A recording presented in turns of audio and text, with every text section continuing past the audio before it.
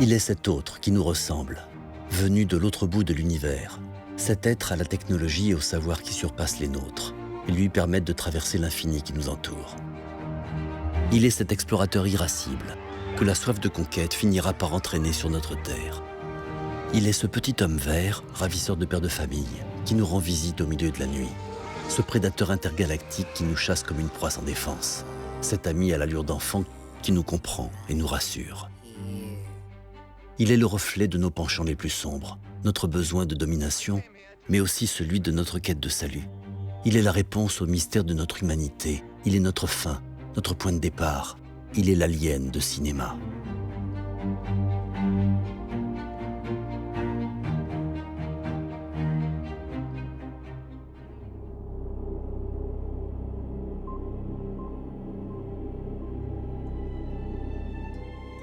Pour retourner à l'origine de l'alien de cinéma, il nous faut retourner à celle du 7e art et au début du XXe siècle. À cette époque, l'Europe connaît une période d'essor industriel et scientifique sans précédent. Ce que l'on appellera plus tard la révolution industrielle donne un formidable espoir aux populations d'une prospérité et d'une paix durable dans le monde. Cette foi en la science inspire des auteurs comme Jules Verne et H.G. Wells, qui pour la première fois imaginent des formes de vie extraterrestres. Dans l'atelier d'un petit théâtre parisien, les frères Lumière sont sur le point d'inventer une machine à projeter des images en mouvement, le cinématographe. Ce théâtre est alors dirigé par un certain Georges Méliès. La première projection publique s'est passée le 28 décembre 1895 et la veille, Antoine Lumière a invité quelques directeurs de théâtre parisien pour montrer l'invention de ses fils. Méliès y était convié et il a tout de suite vu tout le parti pris qu'il pouvait tirer de cet instrument extraordinaire.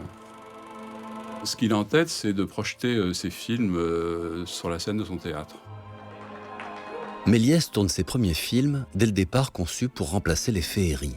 Ces petits spectacles drôles, baroques, axés sur la prestidigitation et les acrobaties que l'on montre aussi dans les fêtes foraines. Ces féeries sont centrées sur le trucage. Méliès étend cette pratique au cinéma et devient le père des films de science-fiction et d'effets spéciaux. En 1902, il réalise le premier film où apparaissent des aliens, Le Voyage dans la Lune.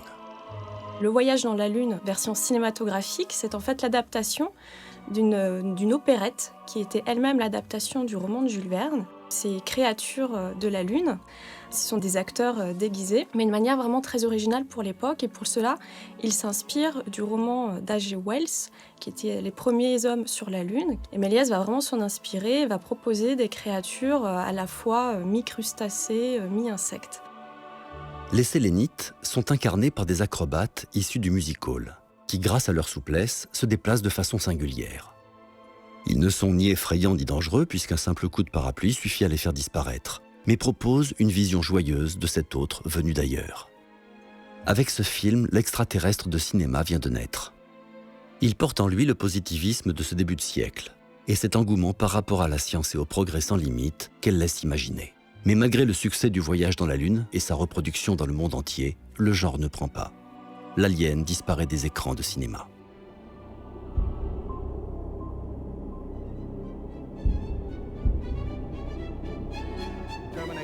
Au sortir de la Deuxième Guerre mondiale, le cinéma de science-fiction connaît un véritable essor aux États-Unis.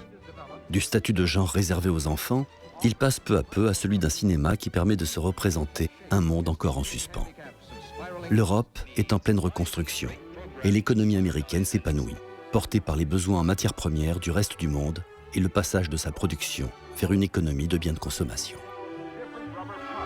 You had the military-industrial complex coming up because of the war and coming out with all sorts of new technologies. People talked about living better through chemistry. There were new appliances to buy. And, the economy was certainly spurred on by this, but there was a lot of ambivalence about new technology. Car dans les années 50, si la technologie est synonyme de progrès et de confort, elle renvoie aussi à quelque chose de beaucoup plus sombre. En effet, l'humanité n'est pas sortie intacte de cette guerre apocalyptique. Une image notamment a frappé les esprits, celle des 2 bombes atomiques lâchées sur Hiroshima et Nagasaki. After World War II, there were reverberations in the culture of fear fear, certainly about the Soviet Union, of the atomic threat, and the fear of global, planetary annihilation. Les films d'extraterrestres de cette époque traduisent ainsi ce double rapport, à la fois de fascination et d'une peur profonde d'une troisième guerre mondiale nucléaire qu'inspire alors la technologie. Sur les écrans, les soucoupes volantes se multiplient et deviennent le symbole de cet apocalypse que laisse planer la bombe atomique sur le monde entier à cette période.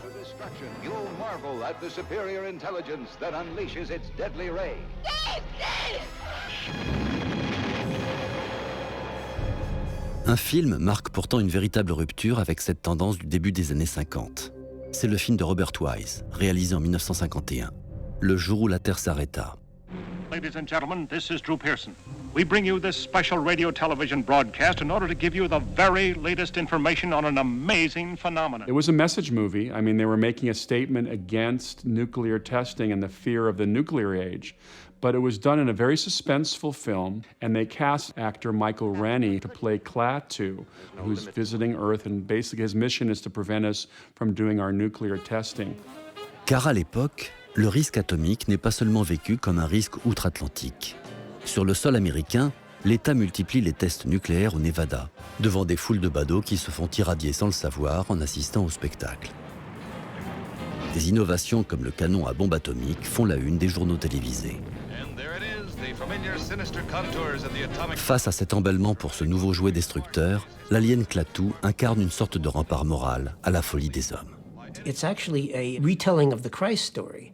It's about an angel or an alien visitor who comes down talking about peace. And there's this sort of Sermon on the Mount where Klaatu gets up on his flying saucer and tells humans that they really need to repent. I came here to give you these facts. But if you threaten to extend your violence, this earth of yours will be reduced to a burned-out cinder. He is supposed to be a Christ-like figure, but he's also a paternalist figure. He's a benign dictator. Now, we might be rather uncomfortable with his vision of how humanity is saved, which is basically a giant peacekeeping force of robots. C'est l'idée qu'il faut se conformer à un ordre et que dans cet ordre galactique, si les terriens deviennent une menace, ils seront détruits. Et d'une certaine façon, qu'est-ce que nous évoquent ces règles ? La guerre froide elle-même, c'est l'équilibre de la terreur. C'est effectivement que chacun potentiellement peut être dangereux, mais doit se restreindre. Sinon, ce sera l'annihilation. Hormis ce film, le reste du cinéma de science-fiction des années 50 embrasse pleinement cette veine, où l'alien est synonyme de destruction.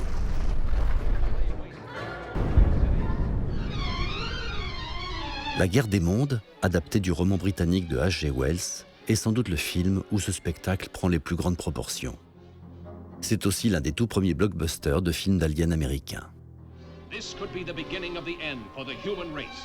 For what men first thought were meteors or the often ridiculed flying saucers are in reality the flaming vanguard of the invasion from Mars. Lieutenant, look! La guerre des mondes a été réalisée à un moment où les studios américains commencent à tomber un petit peu en désuétude et les grands studios commencent vraiment à être concurrencés par des nouveaux modes de diffusion de films, notamment les drive-in et la télévision. Donc il faut que le cinéma se renouvelle à cette époque, dans les années 50. Dans le film, d'étranges météorites s'écrasent sur la Terre. Ils contiennent des soucoupes volantes qui, à peine sorties de leur coquille, se mettent à détruire sans discernement et à grand renfort de rayons laser tout ce qui se trouve sur leur passage. La guerre des mondes va vraiment être un film quasiment de luxe pour une série B. Donc il n'y a pas de star, mais finalement la star du film, ça va être la couleur. On est dans des couleurs très violentes, très criardes, d'où le fait que la guerre des mondes va vraiment utiliser la couleur comme un effet spécial en soi.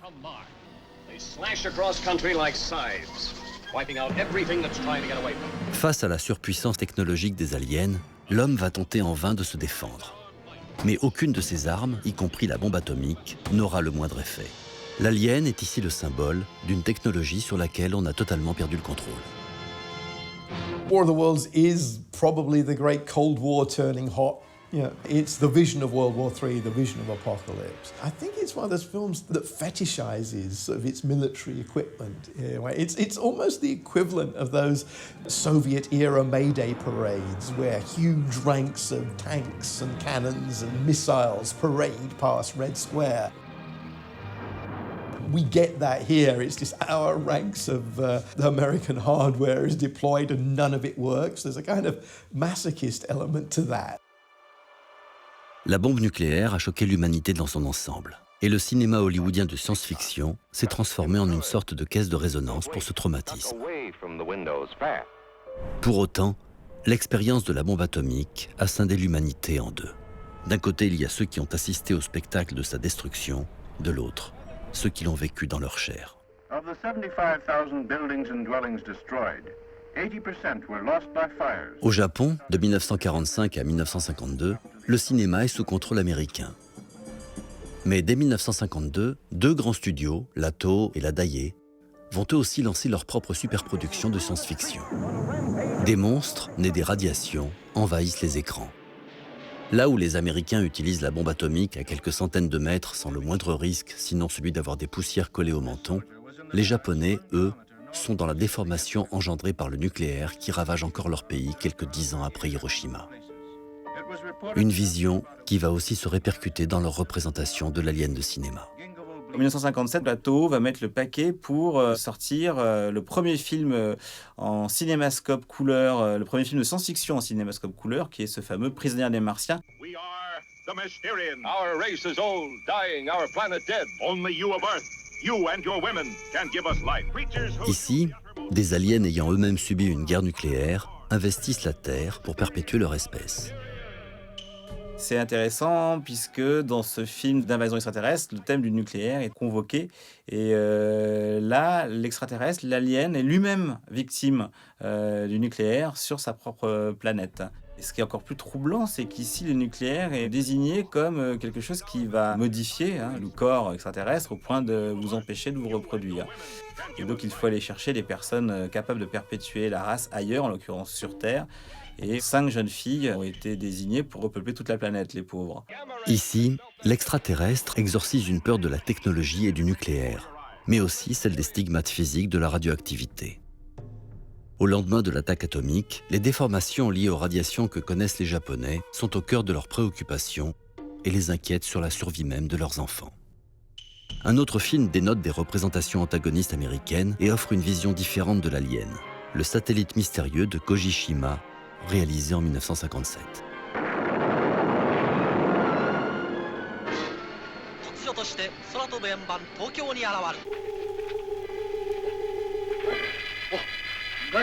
Dans Le satellite mystérieux, il s'agit d'aider les humains. D'abord, dans un premier temps, de les avertir, et le film est sorti aux États-Unis sous le titre Warning from Space, l'avertissement venu de l'espace, et dans un deuxième temps, de les aider. C'est-à-dire qu'il ne s'agit pas de faire la guerre, comme le Japon l'a fait depuis le début des années 30, mais plutôt de collaborer avec l'autre, l'autre étant ici l'extraterrestre.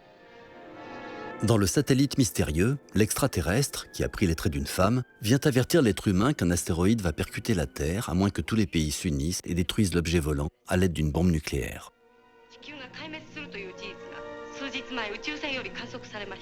On rejoue la destruction du Japon dans le film, avec cette comète en flammes qui s'approche de la Terre et qui fait fondre les trottoirs. Impossible de ne pas penser évidemment à la catastrophe d'Hiroshima et Nagasaki en voyant ces images-là. Et donc c'est un film d'invasion extraterrestre, mais qui ne sont pas des extraterrestres belliqueux. Et il y a cette idée de composer avec l'autre, mais aussi composer avec son environnement et être prudent.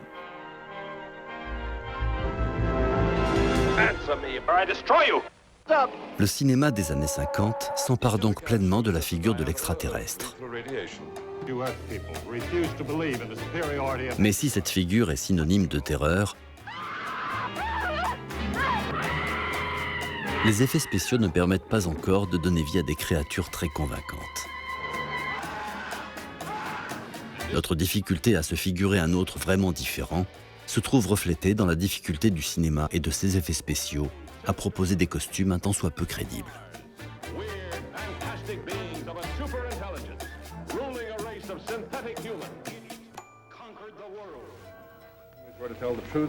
The whole truth and nothing but the truth, help you God. I do. Un autre visage de la guerre froide va pourtant offrir aux scénaristes d'Hollywood une parade toute trouvée à cette difficulté. En effet, parallèlement à la course à l'armement et à la peur du nucléaire, va s'installer la peur d'un danger plus insidieux, moins tangible, celui de la contamination des esprits. Une contamination opérée par une idéologie considérée comme un virus, l'idéologie communiste. Plusieurs films de la fin des années 50 s'emparent de ce thème. La chose venue d'un autre monde, les envahisseurs de la planète rouge et l'invasion des profanateurs de sépultures parlent tous de cette peur du communisme et de sa propagation aux États-Unis. Will you tell these fools I'm not crazy? Make them listen to me before it's too late! Listen to me. Please listen. If you don't, if you won't, if you fail to understand, then the same incredible terror that's menacing me will strike at you! In Invasion of the Body Snatchers, the story begins with an epidemic, and it turns out that the people have literally been replaced by plants from outer space. Again, great metaphor for creeping communist subversion. Also, maybe metaphor for the slow slide towards authoritarianism. Where do they come from? I don't know. They're here already! You're next! Ces extraterrestres, ce sont des cosses, hein. Ce sont des sortes de plantes qui vont parasiter un corps humain et fabriquer une réplique, l'exacte réplique de ce corps, à ceci près qu'ils n'ont pas d'émotion, qu'ils ne ressentent rien. Et c'est ça qui est véritablement effrayant, c'est ça l'idée géniale du film, c'est de donner corps à cette altérité, mais qui est logée au fond de l'humain. Dans ce film, comme dans beaucoup d'autres de cette période, l'alien a perdu son apparence. Il ne détruit plus les corps ou les monuments emblématiques de la démocratie américaine, mais s'attaque à quelque chose de plus précieux. Le sens d'appartenance, le patriotisme, l'autonomie de pensée du peuple américain. It can't have children. Eventually we'll have children with you. What kind of children? All kind. Mais si ces aliens de la fin des années 50 reflètent la peur du communisme, ils parlent aussi certainement d'une Amérique qui se noie dans son propre conformisme et sa paranoïa. In the 1950s, people had moved to the suburbs. Families had moved out of the cities into newly built houses, but these were seen in the post-war period as wonderful places to live and raise families. But there were jokes about people coming home drunk and going into the wrong house. So there was this notion of conformity, which is a great irony, given the fear of communism as all about conformity. Dans les années 50, cette figure de l'alien nous sert donc à extérioriser. Extérioriser cette peur de la technologie, de notre propension à détruire, envahir, soumettre à tout prix. Pour la majeure partie, ces aliens de cinéma viennent à nous. Nous tentons péniblement de leur résister. Car jusqu'aux années 60, le gros avantage de l'extraterrestre sur nous, c'est sa capacité à voyager dans l'espace. Cette technologie mirobolante qui lui permet de venir jusqu'à nous.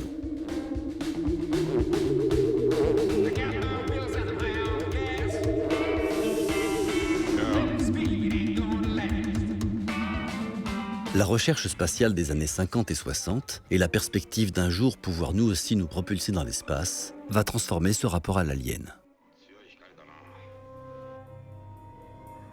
Le 4 octobre 1957, l'URSS envoie en orbite le premier d'une série de 10 satellites, nommés Spoutnik. À peine un mois plus tard, elle envoie un chien dans l'espace, puis des outils d'évaluation de l'atmosphère terrestre. À cette époque, c'était la course pour faire la première, parce que c'est la seule dont on se souvient. Et donc, l'Union soviétique a envoyé, le 12 avril 1961, Yuri Gagarin, premier homme dans l'espace. Et ça a suscité une réaction forcément des États-Unis qui ont envoyé des satellites, qui ont envoyé des animaux, qui ont envoyé un homme. Les enjeux, c'est de démontrer qu'un système est plus efficace qu'un autre. Le système occidental par rapport au système soviétique. Finalement, une fusée, ça porte un missile et ça va apporter le missile chez le voisin à la distance que l'on veut. Donc la technologie est liée à une finalité strictement militaire.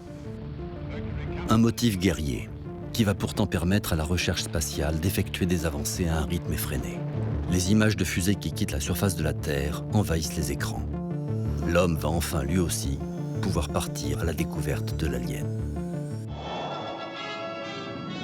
Dans les années 60, les films d'aliens mettant en scène des rencontres du troisième type sur des planètes lointaines se multiplient.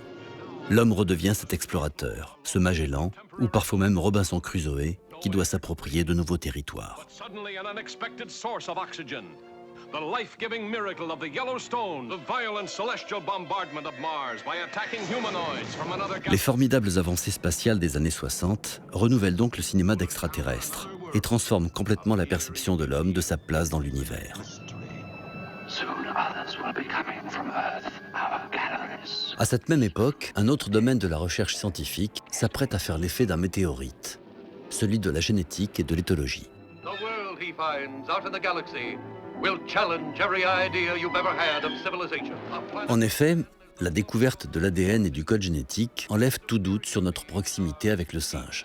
En 1973, la science établit une proximité entre l'homme et le chimpanzé de 99%. Ces avancées ébranlent les certitudes de l'homme quant à sa place dans l'univers et suscitent une vive controverse, notamment au Royaume-Uni. Le film La planète des singes, mais aussi Les monstres de l'espace, sont porteurs de ces questionnements. Quatermass and the Pit opens with the people excavating a tube station. First they find prehistoric remains. They find ape men who may well be the missing link. And then they find what seems to be an unexploded bomb from World War II.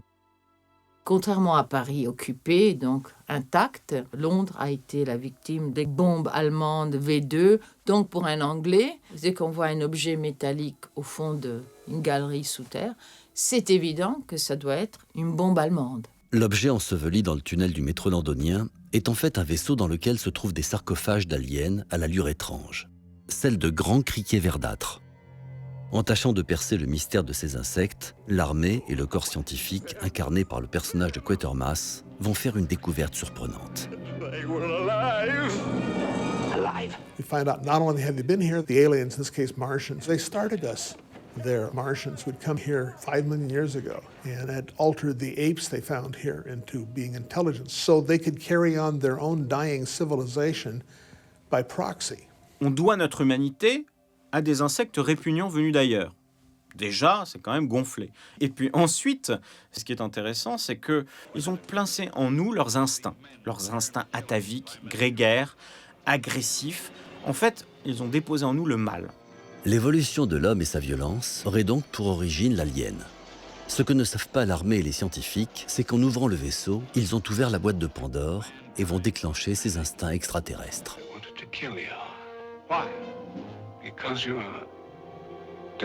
Des ondes de destruction et de violence s'abattent sur Londres. Il faudra toute l'intelligence et le savoir des deux scientifiques du film, Quatermass et Rooney, pour stopper cette spirale infernale. Le postulat du film reflète donc ces interrogations de la fin des années 60, où les percées scientifiques ébranlent jusqu'à nos certitudes les plus élémentaires. Notre humanité ne nous appartient pas. C'est cette découverte effrayante qu'on fait dans le film. C'est qu'on n'est pas, nous, responsables de notre destinée. Ce sont des entités affreuses, effrayantes, qui sont responsables. Donc, c'est une remise en question. L'extraterrestre, ici, permet une remise en question qui est proprement métaphysique et philosophique de ce qu'est l'humain.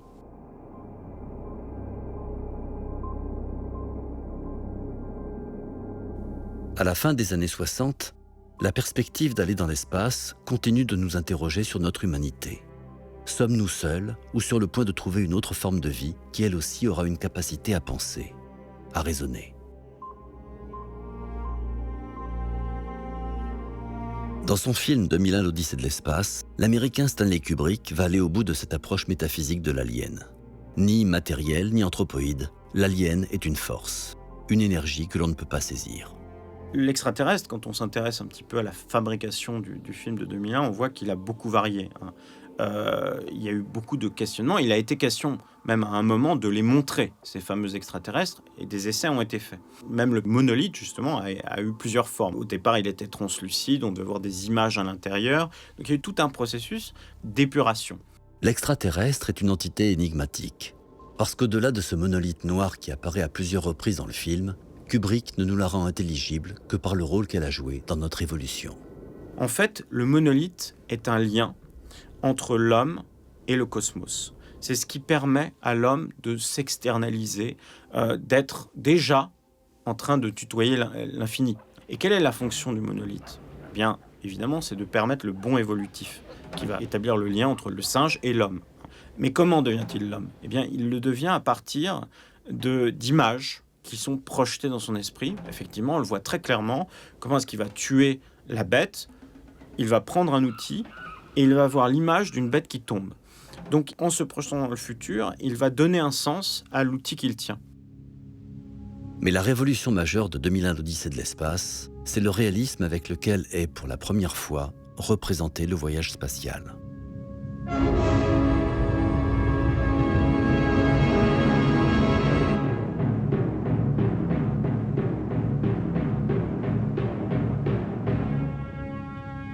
Un réalisme qui permettra à Stanley Kubrick d'obtenir l'Oscar des meilleurs effets spéciaux en 1968, le seul de toute sa carrière.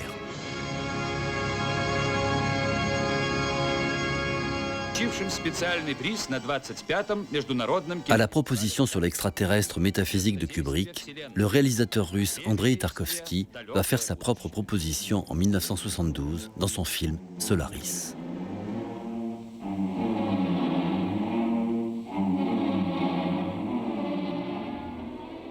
The film is really based on the ideas that everything that we already have is a miracle. And we just don't see it. It's about an astronaut trying to come to terms with the suicide of his wife and a alienation from his father, I think, too. It seems to me that that's what the film is about. Dans le film, un cosmonaute envoyé sur une station spatiale pour élucider le mystère de la perte de raison des autres cosmonautes se retrouve confronté à des visions de sa femme. Ces visions, générées par la planète Solaris, entraînent peu à peu le personnage principal dans la folie, le ramenant en arrière, à des démons auxquels il avait tout fait pour échapper.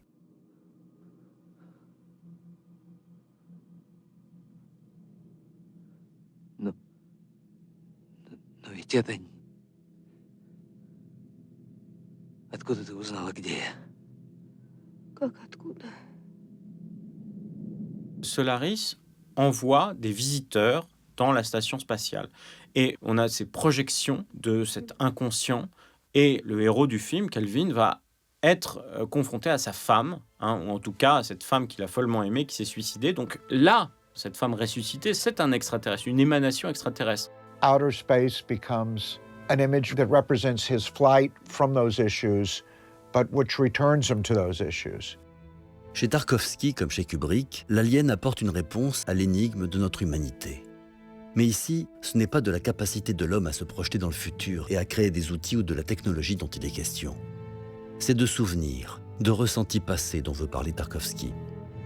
Car c'est pour lui là que se trouve l'essence de notre nature humaine. C'est non pas l'évolution, mais la régression, en fait. C'est ça qui est puissant dans le Solaris, c'est que aller aux confins de l'univers, ça veut dire opérer un retour sur soi. On revient dans ce petit univers qui est celui de l'enfance, celui des souvenirs matriciels, de l'intimité, de ce qui constitue vraiment l'humain, mais d'une manière presque primitive, archaïque. But at the same time, it seems to me it's also saying what Kubrick is saying, that if we go into outer space, mankind is going to bring whatever failings and limitations mankind has with him. And that's part of the paradox of science fiction, to what extent we can transcend ourselves. Ignition sequence 3, 2, 1, 0. Liftoff. We have a liftoff. 32 minutes past the hour. Liftoff on Apollo 11. Neil Armstrong reporting the roll and pitch program, which puts Apollo 11 on a proper heading. Parallèlement, la course aux étoiles arrive à son apogée. Le 20 juillet 1969, la fusée américaine Apollo 11 s'arrache à la gravité terrestre.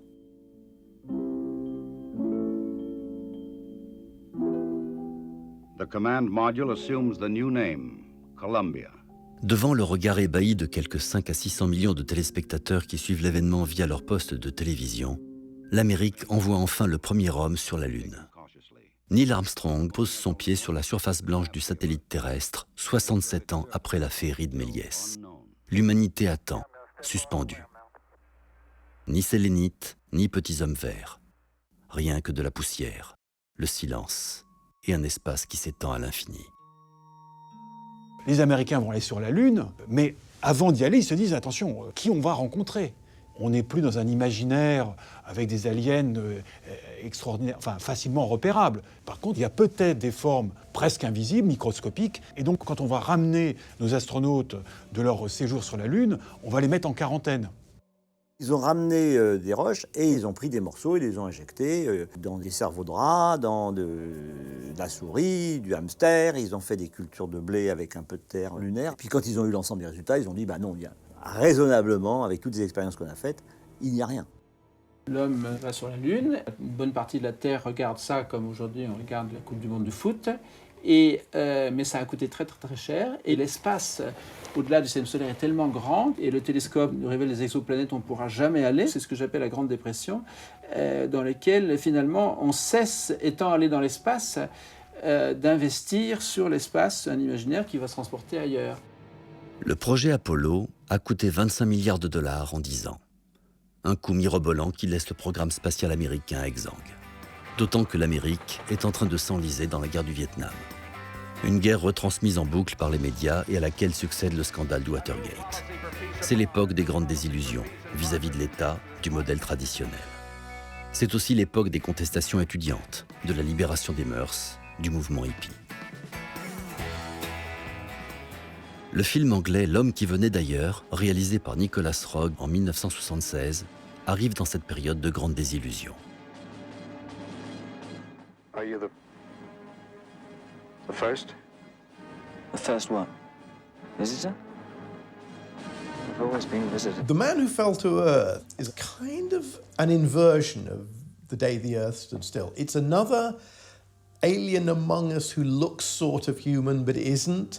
And it's somebody who comes to Earth for help and doesn't get it. But it's also this thing of looking at the Earth through alien eyes. It's a film that plays up the strangeness of humanity. If I stay here, I shall die. What do you mean? Take me with you. I'll see you don't die. I can't stay. You're an alien! L'alien est interprété par David Bowie, venu sur la Terre pour trouver de l'eau et sauver sa famille, et qui n'a plus la possibilité de repartir. Le choix de David Bowie comme extraterrestre assoit le propos du film et est au centre de sa réflexion sur la société.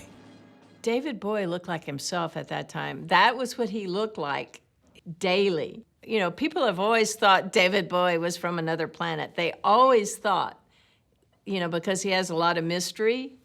And, you know, he was perfectly cast. Par sa personnalité, par son identité profonde, il incarne une androgynie qui va contre les modèles classiques de l'homme macho et la femme soumise, qui faisaient partie des modèles que l'on voulait contester dans ces années-là, dans les années 70. You're really a freak. I don't mean that unkindly. I like freaks. Cet ange, venu du ciel, va peu à peu se faire pervertir par les mœurs d'une société dégénérescente, sombrer dans l'alcoolisme, devenir accro à la télévision, pour être à la fin trahi par sa femme et son meilleur ami et livré à la science en guise de cobaye. They do a lot of medical tests on him that aren't very successful and ultimately blind him. And when we meet again, he's not so nice anymore and so innocent and naive about the human race. I think The Man Who Fell to Earth grapples with the failures of the counterculture. And you've got the litany of dead pop stars. Yeah, all people David Bowie would have known. Yeah, the Janis Joplin, Jimi Hendrix, yeah, Jim Morrison. All these people had died more or less by their own hands or by their lifestyles. And there is a kind of sort of shrugging 70s, nothing is working, everything's falling apart feel to it. I suppose it's an alien film about how awful Earth is. L'homme qui venait d'ailleurs campe donc une nouvelle fois un extraterrestre à apparence humaine. Car si le film de Kubrick a repoussé les limites des effets spéciaux en matière de voyage dans l'espace, la plupart des aliens et films extraterrestres peinent encore à frapper l'imaginaire et nous convaincre d'une altérité réelle.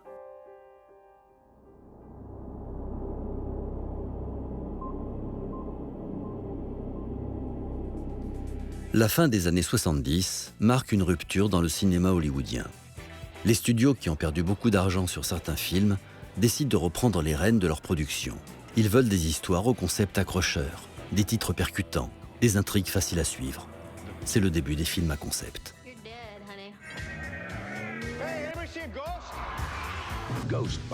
Pourtant, malgré ces contraintes, 2 cinéastes vont changer la donne du cinéma dit d'extraterrestre et proposer pour la première fois des créatures crédibles à l'écran. Le premier se nomme Ridley Scott.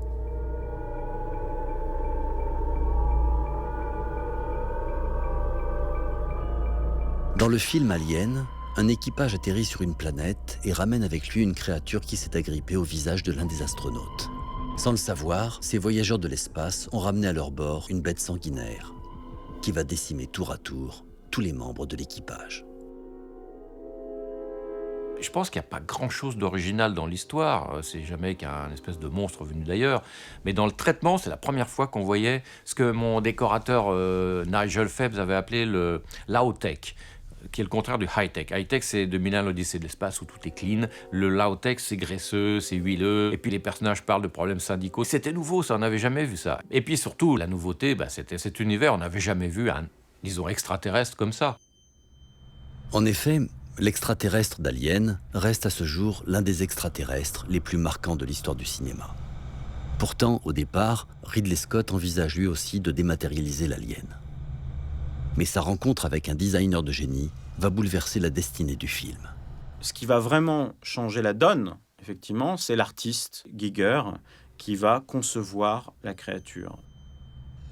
Pourquoi va-t-il être choisi? Parce que Ridley Scott a accès à un de ses livres, Necronomicon, et ce Necronomicon montre des dessins. The Giger designs were different because they had separating babies, penises, cigarettes in babies' mouths, rotting flesh. It was all very macabre.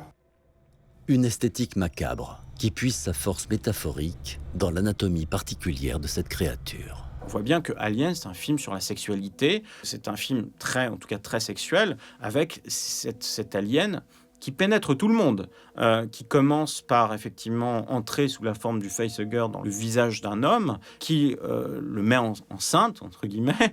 L'homme va coucher d'un monstre, d'un petit alien, qui va lui-même avoir cette tête qui est très phallique, qui est prolongée par une double mâchoire. Comme si un sexe sortait de sa bouche, une sorte de piston. Là, on est entre la machine et le pénis, d'une certaine façon, pour entrer dans les chairs et pour détruire les chairs. Donc, c'est une sorte de viol. Pourtant, quand le costume définitif est livré, il manque encore de vie aux yeux de Ridley. Sur le plateau, l'équipe des effets spéciaux va alors suggérer un ajustement qui va définitivement emporter l'adhésion du réalisateur. When Ridley was looking for the alien look, one of the things that we found he liked was a lot of KY jelly, sexual lubricant. So that was plastered all over the mouth and everything. And then we had water sprays dripping down on the body, and the jelly stuff was applied in massive quantities and got everywhere. Le film est un véritable séisme dans le paysage cinématographique de l'époque. Il terrorise les spectateurs du monde entier et propulse l'actrice Sigourney Weaver au rang de célébrité. Il donne lieu à une saga en 4 volets qui seront réalisés successivement par les réalisateurs James Cameron, David Fincher et le réalisateur français Jean-Pierre Jeunet. Au départ, ce dernier n'a pourtant aucune intention de se prêter à l'exercice. J'étais en train d'écrire Amélie Poulain, et j'avais pas du tout envie de partir à Hollywood faire ça. En plus, je trouvais idiot de faire un numéro 4. Et puis évidemment, quand vous êtes dans un état d'esprit où vous voulez pas faire les choses, c'est là qu'ils vous veulent. Moi, je leur disais, mais pourquoi vous voulez moi, un petit Français, vous avez plein de grands metteurs en scène. J'ai essayé un petit peu de renouveler la franchise en gardant l'esprit Giger, mais en rajoutant un peu d'humour. Je suis quand même fier d'avoir affronté l'énorme machine hollywoodienne, les 85 millions de dollars et la pression du studio, et arriver à faire une espèce de compromis dont j'ai pas honte, et d'avoir eu finalement 98% de liberté artistique. L'autre réalisateur à marquer les esprits avec un alien visible et convaincant à la fin des années 70 est Steven Spielberg. Esquissé dans Rencontre du troisième type, sa figure d'un autre amical prend véritablement forme dans l'un des films les plus mémorables de Spielberg, E.T. We will witness the arrival the search. Lorsque Steven Spielberg décide de réaliser E.T., il faut que la créature soit très présente, contrairement à tous les autres films sur les extraterrestres qui ont été réalisés jusqu'à l'époque, où la créature n'apparaît que furtivement ou est vraiment suggérée. Là, il faut que E.T.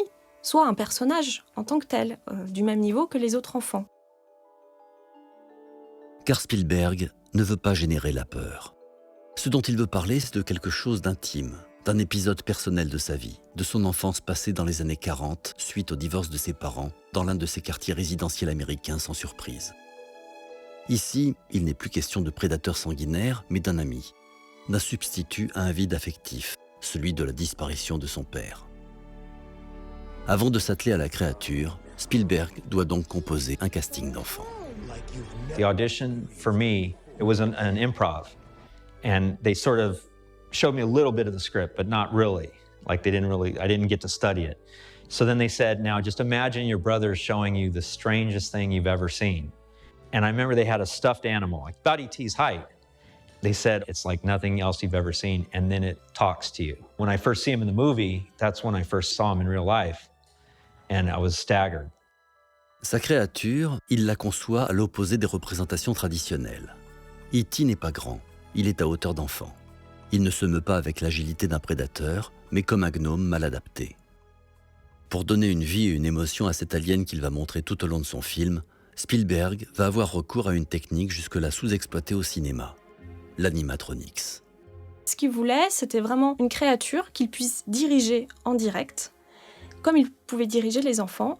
Et surtout, ce qui l'intéressait, c'est que l'on ne voit pas sur le plateau la manière dont E.T. était articulé pour que les enfants puissent jouer de la manière la plus naturelle possible.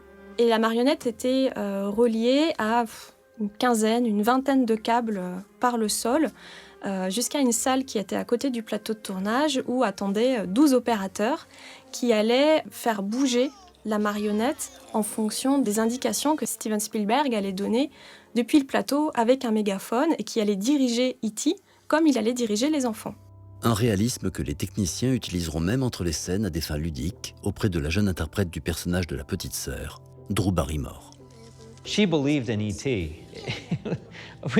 we all felt a little bit ashamed because she really did believe he was real, and she would talk to the E.T. And one time the guys who were working it sort of made him come to life a little bit. It was about feeling, not about rational thought. And it shifted the balance of the films. So they became much more about the psychology of characters, much more about family, much more about things that evoke sentiment.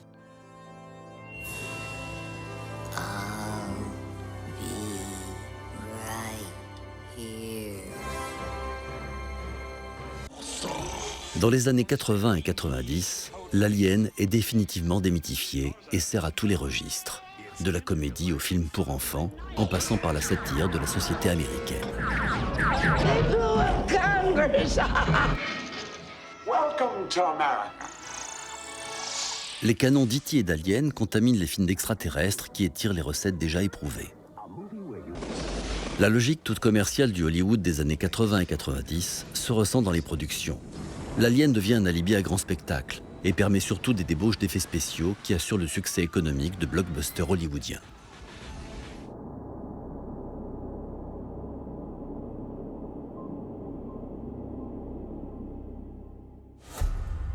Au début des années 2000, la mondialisation n'a fait qu'agrandir le fossé entre pays en voie de développement et pays riches.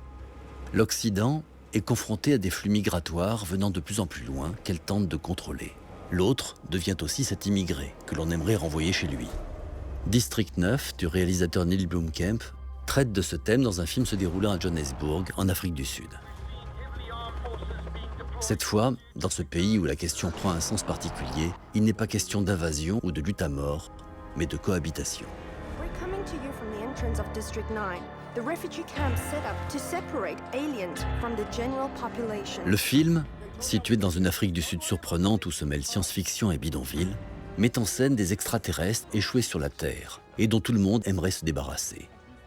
Il porte également de multiples références à un pan de l'histoire sud-africaine, l'apartheid. 'Cause we're coming to you from the entrance of District 9, the refugee camp set up to separate aliens from the general population. Le film, situé dans une Afrique du Sud surprenante où se mêlent science-fiction et bidonville, met en scène des extraterrestres échoués sur la Terre et dont tout le monde aimerait se débarrasser. Il porte également de multiples références à un pan de l'histoire sud-africaine, l'apartheid. À partir de 1948, il y a des lois qui imposent qu'on classifie toutes les terres entre blanc et noir en ville. Donc vous avez forcément, à partir de là, l'interdiction de résider dans le même lieu pour les gens de couleurs différentes. Et chaque quartier est classé blanc, classé noir, classé indien, classé colored pour les métis. Donc pour Sophiatown comme pour District 6, dans les années 50 pour Sophiatown et 60 pour District 6, ces quartiers deviennent réservés aux blancs. Alors à ce moment-là, on émet des avis d'expulsion. Les dernières formes d'expulsion, c'est on vient vous chercher au camion policier ou militaire. On a beaucoup d'images de ça, de familles, disons, déportées tout simplement. Le titre District 9 fait référence à l'un de ces quartiers, celui du District 6, évacué dans les années 70. L'alien sert donc ici de déporté presque générique.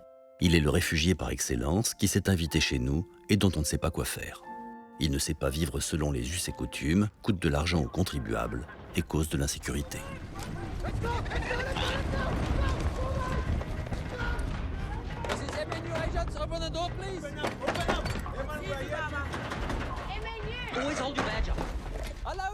D'abord présenté comme une sorte de bête sans âme, le film nous amène à regarder l'extraterrestre différemment à travers le personnage de Christopher Johnson. The intention of the script was always to start off by presenting these monstrous creatures that you could never possibly identify with, and then drag the audience kicking and screaming towards being forced to identify with them, and in fact eventually only support them and feel alienated from the human characters. La grande originalité du film est donc de camper un alien répulsif pendant toute une première partie de l'intrigue, mais qui puisse nous toucher et nous émouvoir dans un second temps. Pour l'acteur chargé d'interpréter l'extraterrestre, Christopher Johnson, la contrainte était donc double. The very first challenge for me was to adapt my body language, and that took a long time. And what I did was I watched lots of YouTube videos of seagulls initially, because they move their heads in a very different way, and when they look, they've got this very disturbing, birds do that very strange thing. The aliens were, of course, a lot taller than human beings, so I had to wear stilts throughout the process. I would wear the stilts in the house and then do things like attack pillows and try to really just learn to move quickly and with efficiency in the way that a creature like that might move. Pourquoi ne partez-vous pas? Au final, le spectateur apprend à comprendre et s'identifier à l'extraterrestre, à l'instar de l'autre personnage principal du film, un humain. Ce dernier, sorte de Candide africaner nommé Vicus, finira lui-même par subir une métamorphose et se transformer en alien, se faisant rejeter par ses amis, sa famille et même sa femme. C'est vraiment la grande inquiétude de l'apartheid, de la pureté raciale, de quelque chose qui est la mixité, le mélange du sang est quelque chose d'absolument terrifiant, alors même qu'il a eu lieu depuis très longtemps, depuis des siècles en Afrique du Sud. L'autre grande préoccupation de ce début de XXIe siècle est celle de l'environnement et du réchauffement climatique. Partout, les études scientifiques annoncent la fonte des glaces, l'augmentation des émissions de gaz à effet de serre et la surexploitation des ressources. James Cameron s'empare de cette problématique dans son film Avatar et nous livre un film d'alien empreint de cette crainte écologique. Le film campe une intrigue inverse à celle des années 50. Ici, ce n'est pas l'alien qui envahit la Terre, mais l'inverse. Il imagine une planète lointaine où les extraterrestres nommés Na'vi ont appris à vivre en parfaite harmonie avec leur environnement. Ce sont les humains qui vont essayer de l'envahir afin d'en exploiter le minerai. Avatar is essentially a 2-hour commercial for environmental protection. It kind of reminds you of a lot of movies. I mean, we've seen this before. We've seen it in American Westerns dealing with the Native Americans. We've seen it in Africa dealing with African tribes. It's basically the developers and the promoters and the poachers who come in and destroy ecosystems. And that's essentially what's happening on the planet. La conception de l'alien ne révolutionne pas le genre. C'est un anthropoïde bleu qui n'a de différent de l'humain que sa taille et sa couleur. Il évoque ces peuples natifs, indiens d'Amérique, aborigènes, pygmées, inuits, qui incarnent, selon la vision de Cameron, une forme d'humanité idéalisée. Mais ce qui fait de l'œuvre de Cameron un film événement, ce sont avant tout ses prouesses techniques et la représentation de toute une planète alien. It did 3D well. It created a world by taking us deep into the screen. And even though there was action in 3D that came off the screen, it did so in an organic way to the narrative and mainly created deep space in the frame. Le film de Cameron nous emmène à la rencontre d'un peuple indigène dont le mode de vie devrait nous emmener à repenser notre rapport à la planète. Pourtant, la métaphore du réalisateur se heurte elle-même à des limites intrinsèques à l'univers pensé par Cameron. Le paradoxe, c'est que ces Na'vi vivent dans un monde hyper technologique. C'est-à-dire que ça, il faut quand même s'en apercevoir, tout est connecté. On se branche sur les bêtes. On est dans un monde, en fait, où le câblage est central. On est dans un monde technologique éco-compatible qui a l'apparence de la nature, qui a l'apparence de quelque chose de naturel, mais qui est en fait complètement technologique. Et de la technologie qu'on voudrait. C'est-à-dire que ce serait la bonne technologie. Alors que nous avançons dans le XXIe siècle, l'alien de cinéma continue de nous accompagner, comme un double. Reflétant notre étrangeté, les peurs et les espoirs des différentes périodes historiques, mais aussi ce questionnement quant à notre place dans l'univers. À travers cette figure d'un autre, se pose nécessairement la question de ce qui nous définit. À travers la question d'une altérité, se pose celle de ce qui est soi. Nourries par les grandes étapes des explorations spatiales, les nouvelles missions sur Mars et celles envisagées sur les satellites de Jupiter continuent d'influencer notre imaginaire et relancent encore aujourd'hui cette figure de l'extraterrestre. Une passion pour un autre, d'autant plus forte qu'à ce jour, le véritable alien reste absent. Les penseurs le disent, et nos traditions le disent, nos cultures le disent, l'homme n'est pas fait pour être seul. Il est toujours à la recherche d'un vis-à-vis, d'un alter ego, d'un compagnon, d'un partenaire, d'un interlocuteur, enfin tout ce que vous voulez. Et donc je pense que la peur d'être seul est peut-être encore plus constituante que j'ai peur que les extraterrestres soient comme ci, comme ça. Je ne les mettrai pas au même niveau. Et je crois plus profonde et plus intéressante, c'est de dire, mais et si nous étions seuls ? Quelle responsabilité, parce que ça veut dire que là, on a une espèce d'arrêt. On ne peut pas aller plus loin dans notre humanité. Et deuxième chose, ça veut dire que nous sommes les seuls représentants, enfin, de notre petite planète, de ce qu'on appelle la vie. Et ça nous rend aussi, nous les humains, sacrément responsables par rapport à cette vie sur Terre.